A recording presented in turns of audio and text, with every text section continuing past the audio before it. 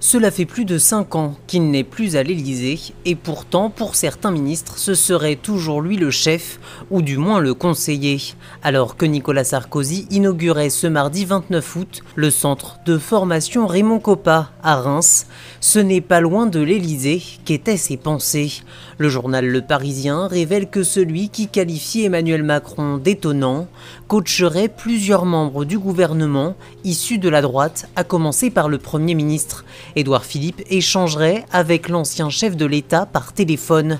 Le ministre de l'Action publique, Gérald Darmanin, serait lui aussi un habitué de ces coups de fil, comme le secrétaire d'État à la transition écologique, Sébastien Lecornu, qu'il a récemment vu. Quand on a la chance, comme moi, d'être ministre à seulement 31 ans et de surcroît de partager une amitié avec Nicolas Sarkozy, évidemment qu'on écoute ses conseils, reconnaît-il dans les colonnes du Parisien. Il devrait aussi rencontrer fin septembre le ministre de l'économie Bruno Le Maire, une voix peut-être écoutée par le président lui-même car les proches de Nicolas Sarkozy évoquent un respect mutuel entre lui et Emmanuel Macron.